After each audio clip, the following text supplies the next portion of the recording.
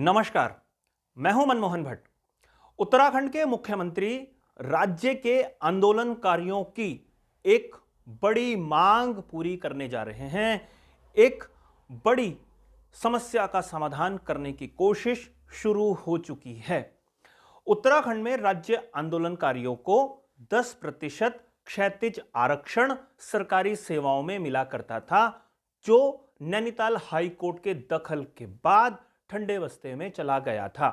2014-15 से लेकर अभी तक इस मुद्दे को लेकर कई बार चर्चा हुई, लेकिन कोई भी सरकार इसे सुलझाने की कोशिश करने में नाकाम साबित हुई। राज्यपाल के पास यह विधेयक पिछले 7-8 साल से पड़ा हुआ था। उसे वर्तमान सरकार ने राज्यपाल से वापस मंगवाया।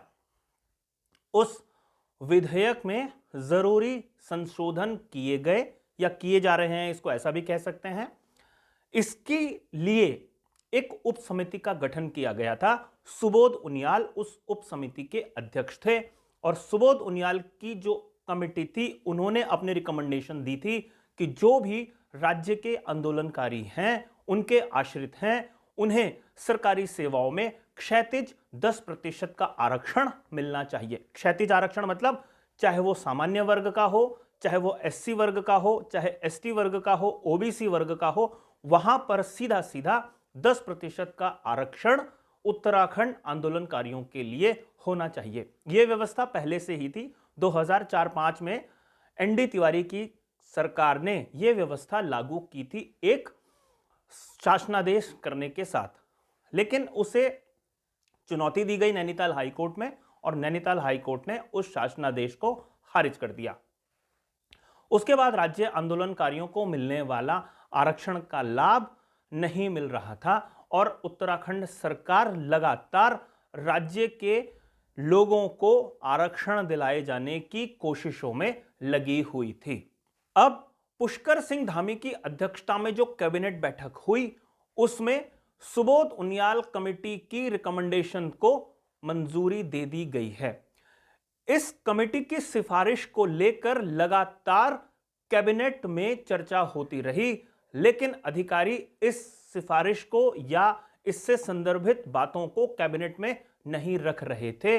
इसको लेकर कैबिनेट मंत्रियों और मुख्यमंत्री तक ने अपनी नाराजगी अधिकारियों से जता दी थी। पिछली 2 कैबिनेट में यह प्रस्ताव नहीं आया।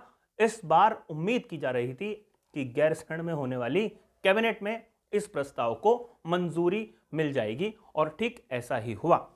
अब इस कैबिनेट के मंजूरी के बाद विधेयक को विधानसभा से पारित कराने के साथ साथ उसके जो बदलाव उसमें होना था, उसके बदलाव के साथ साथ राजभवन भेजा जाएगा और यह देखा जाएगा कि कैसे उत्तराखंड के आंदोलनकारियों और उनके आश्रितों को सरकारी सेवा में एक बार फिर से आरक्षण का लाभ मिल पाता है।